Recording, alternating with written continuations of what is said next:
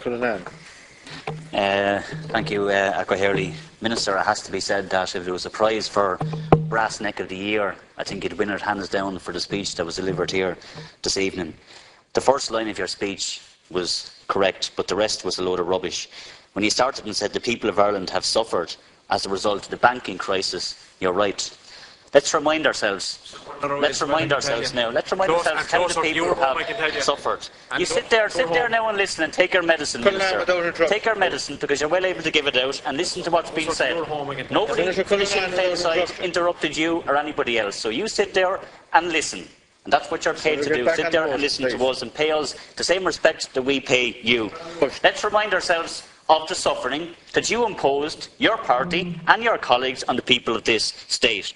And the previous government, the universal social charge, cuts to medical cards, left, right and centre, rent supplement cut, telephone allowance for older people cut, college fees increased, child benefit cut, water charges, property tax. That is the suffering that was inflicted on the people of this state by your government.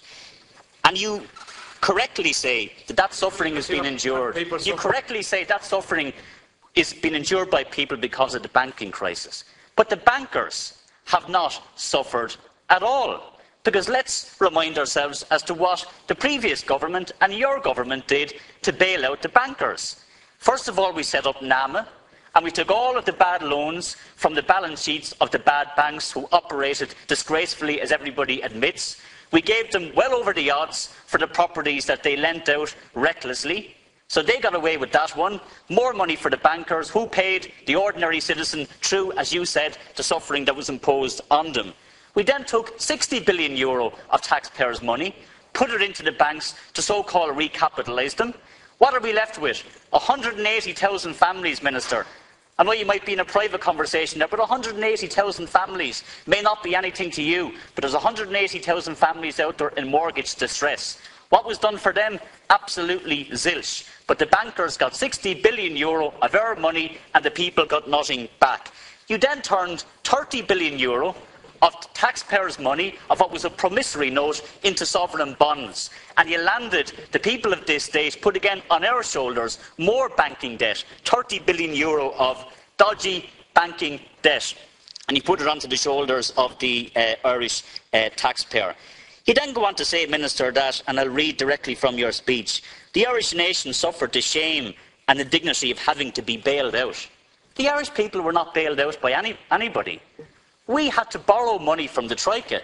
There was no free money given to us, and they charged us interest for the money that they lent us. So there was no free ticket at all for the Irish people, and we were not bailed out. The only people that were bailed out in all of this is the bankers and the speculators and the bondholders who got back every single cent that they invested. And it is the people, as you quite rightly say, has suffered. So while I do welcome the fact that we are going to have a banking inquiry, let's at least face up to the responsibility of what happened, and let this government face up to its responsibility that you too failed the Irish people. You too put money into the banks, you too extended the bank guarantee, and you too took taxpayers' money, borrowed money, and money that was put away for a rainy day from the National Pension Reserve Fund, and put that money into banks. And you might be dismissive, and you sit there with the bored expression on your face because you don't like hearing the truth, Minister, but it is the reality. And it is the reality of that suffering that you accept has happened, which is having an unbearable impact on many families up and down this state. So, while we do welcome the fact that the banking inquiry will look at the details of what happened, and that will be all and well and grand, it will not, of course, undo the damage that was done by your government and the previous government. All of that pain that was taken will not be undone by this banking crisis. All the money you put into the banks will not be undone by this banking inquiry. None of that will be undone. That will only happen if we get a deal at European Union level to retrospectively recapitalise our banks and let the taxpayers get money back and take that debt off our shoulders, because it should never have been on our shoulders in the first place. So you do have a brass neck, Minister, to come in here and to proclaim that this is some sort of triumph. and that this is something that we should all celebrate. This is going to mean anything to the Irish people. At the end of the day, the only thing that will mean anything to the Irish people is if we get the money back that we put into the banks in the first place. And if we can undo the damage that your party and the Labour Party and Fianna Fáil did to the people of this state. That's what we really need. A banking deal that does that.